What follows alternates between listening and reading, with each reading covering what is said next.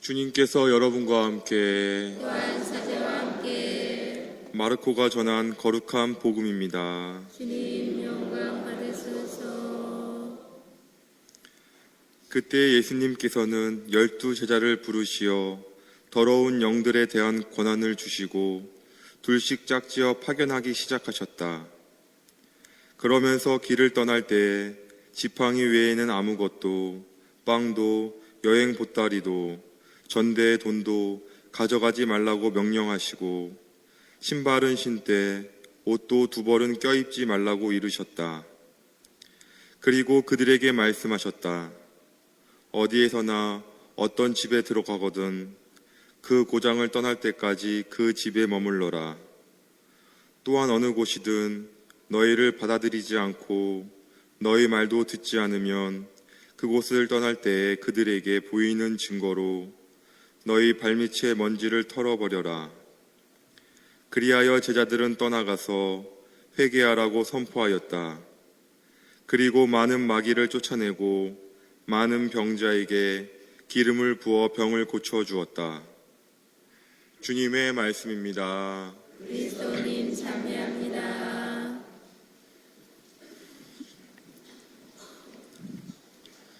참 예수님, 어제부터 이제 계속 주일 미사 강론을 신부님 대신 제가 하고 있습니다. 오늘은 또 이렇게 비디오 촬영까지 하니까 더 긴장되는 것 같습니다. 오늘은 농민주일이면서 연중 15주일이면서 농민주일입니다. 앞에서도 신부님이 말씀하셨지만 가장 솔직한 사람들이 농민들이라고. 그런데 그분들이 어찌 보면 올 한 해 가장 힘들어 하셨던 것 같습니다. 100년 만에 찾아온 가뭄 때문에 가장 마음적으로 힘드시고 또 경제적으로도 많이 힘드셨을 겁니다. 오늘 하루 그분들 위해서 많은 기도 부탁드립니다. 여러분들은 저를 보시면 어렸을 때부터 열심히 성당에 다녔을 것 같죠? 그렇죠. 근데 죄송하게도 제가 신자분들한테 실망을 시켜드리게 될 것 같습니다. 저는 어렸을 때는 부모님 2분 다 결혼하시기 전부터 이제 신앙을 갖고 계셨기 때문에 3살 때 유아 세례를 받았습니다. 뭐 그때 멋 모르고 이제 엄마, 아빠 손잡고 이렇게 따라갔었는데 그렇게 한 초등학교 6학년 때까지는 정말 열심히 성당에 다녔던 것 같습니다. 주일학교도 가는 것도 재밌었고 모든 게 재밌어서 그때까지는 정말 열심히 다녔습니다. 지금 와서 제가 왜 그때 그렇게 열심히 다녔을까를 생각해 보니까 그때는 단순했던 것 같습니다. 그냥 단순해서 좋으니까, 성당에 오면 행복하니까, 그래서 성당을 열심히 다녔었는데 중1 때 제가 이사를 가게 되었는데 이사를 가면서부터 이제 성당을 안 다니기 시작했죠. 그러니까 냉담을 시작했죠. 그때는 냉담이 뭔지 몰랐는데 나중에 커서 보니까 그게 냉담이었더라고요. 냉담을 했었는데 그때는 뭐 저희 부모님은 아직도 제가 열심히 다니신 줄 압니다. 그때도. 그때 이제 미사를 간다고 집을 나와서 그럼 또 어머니께서 헌금하라고 돈을 주시죠. 그럼 그걸 이제 들고 나와서 성당으로 가는 것이 아니라 다들 아시겠지만 오락실로 이렇게 가곤 했습니다. 그래서 오락실에서 1시간 반 정도 이렇게 버티다가 집에 들어가면 어머님은 얘가 미사 갔다 왔구나라고 이게 생각을 하시죠. 그렇게 중학교 1학년부터 중고등학교 시절을 그렇게 보내고 대학을 가고 군대를 가게 되었습니다. 뭐 군대 가서 때까지도 당연히 냉담 신자였죠. 근데 군대 가서도 이제 성당을 안 갔습니다. 근데 훈련소에 있을 때 훈련병들은 무조건 종교 행사를 참석하라고 그래가지고 뭐 다른 종교는 가고 싶지 않고 그래서 그나마 내가 믿었었던 천주교를 가자 해서 갔었는데 그때 이제 어떤 이렇게 밴드 청년들이 와서 이렇게 막 노래를 생활성가를 불러주더라고요. 그때 처음으로 이제 엄마 생각 그리고 제가 좋아했던 여자 생각하면서 울었던 기억이 납니다. 그렇게 처음으로 한번 군대 가서 이렇게 울었었고 그래도 성당은 다니지 않았습니다. 뭐 군대에서는 뭐 이렇게 종교 하라고 가라고 이렇게 강요하지 않으니까. 그런데 그때는 참 불행이라고 생각했는데 지금 생각해보면 저한테 참 행운이었던 것 같습니다. 그때 저희 부대장이 바뀌었는데 주일에 근무 안 나가는 병사들은 무조건 종교행사에 참가하라고 매주에. 그래서 그때도 어김없이 딴 데 가기 싫어서 촌주고 가서 미산 안 들어가고 마당에 놀다가 초코파이 하나 얻어먹고 이렇게 그런 식으로 이제 어떻게 보면 신앙생활이라고 할 수는 없겠지만 성당은 갔었습니다. 군대에 있을 때는. 제대를 저는 병장을 군생활 다 꽉 채우고 제대를 하지 못했습니다. 군대에 있을 때 목 디스크를 걸려가지고 제대하라고 하더라고요. 그래서 감사했죠.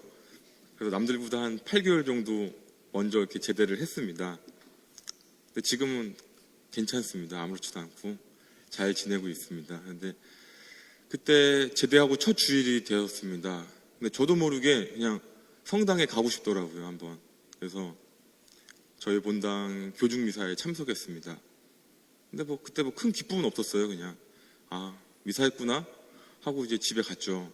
근데 그 다음 주일은 여전히 안 갔죠.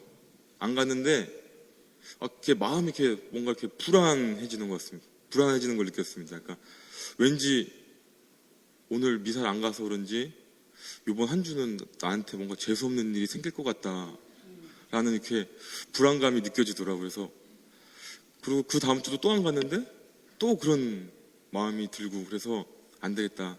성당을 가야겠다 생각해서 성당을 나갔습니다.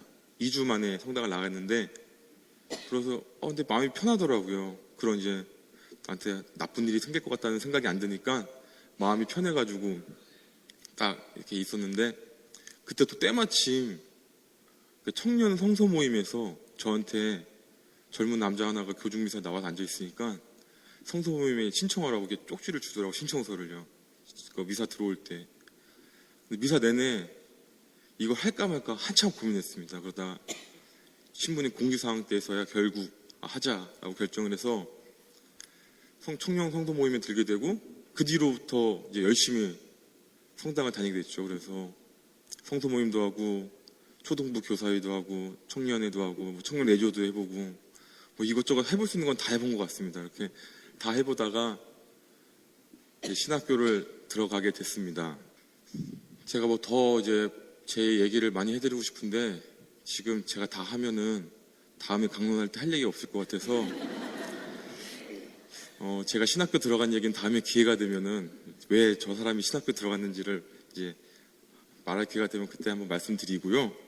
대신에 제가 오늘 이 말씀은 제가 이런 저의 냉담에서 다시 성당으로 돌아올 수 있는 그런 것을 이야기를 해드린 이유는 오늘 복음에서 제가 기도하면서 느꼈던 것은 예수님께서는 오늘 복음에서 제자를 부르시고 파견하십니다. 그렇죠? 이럴 때 우리도 성당에 오실 때 여기 하나님의 부르심 받지 않고 오신 분은 아무도 안 계실 거예요. 다 부르심을 받고 오신 거예요. 그렇죠? 예. 그런 것처럼 우리도 부르심을 받았기 때문에 예수님께서는 또한 우리를 파견하고 계시는 겁니다. 그런데 그걸 행복으로 느끼세요? 진짜로요?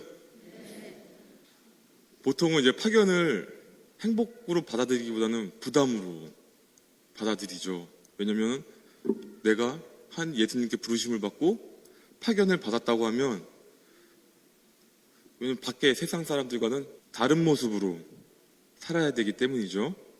그 다른 모습이라는 건 예수님처럼 살아야 되기 때문에 많은 분들이 부담스러워할 수가 있습니다. 여기 계신 분들은 아니지만요.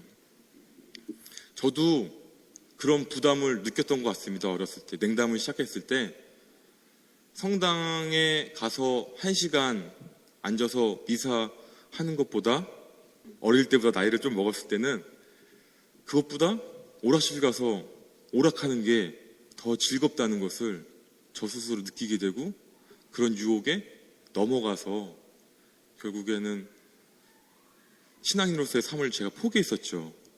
그렇지만 제가 어릴 때 그런 저의 모습과 어릴 때는 왜 열심히 했을까라는 모습을 이렇게 바라봤을 때 어릴 때 성당에 가서 행복했던 것은 아까 처음에도 말씀드렸지만 그냥 단순했던 것 같습니다. 저는 보통 아이들은 좋으면 좋고 싫으면 싫잖아요. 근데 저는 그런 단순함이 세상 것을 잘 몰랐던 거죠. 세상의 편안함인가 그런 유혹들을 잘 몰랐기 때문에 그냥 어렵지 않게 하나님을 찾을 수가 있었던 것 같습니다. 그렇지만 중학생이 돼서는 이런 세상 것들을 알기 시작하면서 세상의 편안함 그리고 그런 유혹들을 뿌리치지 못하고 그것을 따라갔기 때문에 성당에 나오지 않게 되고 하나님을 찾지 않은 것이었습니다. 그런데 우리가 처음에 말씀드렸지만 예수님께서 우리를 불러주시고 파견해 주시는 것은 우리가 행복으로 느껴야 됩니다. 그래야지만 계속 열심히 성당 나오시고 세상 안에서 복음을 선포할 수가 있습니다. 그렇겠죠? 네. 행복하시지 않으면은 뭐 밖에 나가서 봉사활동 안 하실 거죠? 행복하시니까 하시는 거죠? 분명히 행복이 있어야 됩니다. 뭔가 자신한테 기쁨이 있어야지만 뭔가를 할 수가 있습니다. 그렇다면 우리가 예수님의 그런 파견에 대한 것에 대해서 행복을 느끼려면 어떻게 해야 될까요? 잘 모르시겠죠? 그래서 제가 말씀드리겠습니다. 우선 제가 제 얘기 또 하나 해드릴게요. 제가 부재 서품을 받기 전에 모든 이제 신부님이나 부재들은 서품 받기 전에 서품 피정을 합니다. 저도 이제 부재품 받기 8일 전에 이제 서품 피정을 들어갔었는데 피정을 들어가서 저를 가장 힘들게 했던 것은 과연 내가 부재품을 받는 것이 합당한가 아닌가라는 고민이었습니다. 그때 많이 힘들었었는데 그러다 어느 날 며칠 후에 성체조배를 하다가 부재품을 받는 것은 내가 선택하는 게 아니라 하느님께서 나에게 부재품이라는 은총을 주신다는 것을 느낄 수 있었습니다. 그리고 저는 그런 은총을 주신 하느님께 감사하면서 그분의 제자로서 열심히 살면 된다는 생각을 하게 되었습니다.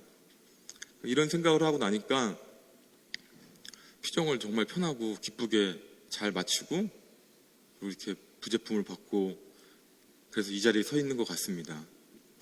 이것처럼 우리가 뭐를 할 수 있다고 생각하시면 안 됩니다. 그것보다 하나님께서 다 나에게 마련해 주신 것이고 나는 그것을 기꺼이 받아서 감사하면서 살면 됩니다. 어려우시죠? 그럼 제가 쉽게 한 문장으로 요약해 드리겠습니다. 하느님의 뜻과 세상의 것들 가운데에서 저울질하지 마시고 오직 하느님의 뜻만을 생각하시면서 생활하시면 된다는 것입니다. 이제 이해가 되세요? 네, 감사합니다. 이해해 주셔서. 이렇게 생활을 하면 분명 제가 100% 확신하겠습니다. 하느님의 뜻을 먼저 찾아서 생활하신다면 지금 느끼셨던 그 행복보다 더 큰 행복을 느끼실 수 있을 거라고 제가 100% 확신하겠습니다. 예. 그리고 이번 한 주 예수님의 파견에 응답하셔서 행복한 한 주 되시길 바랍니다.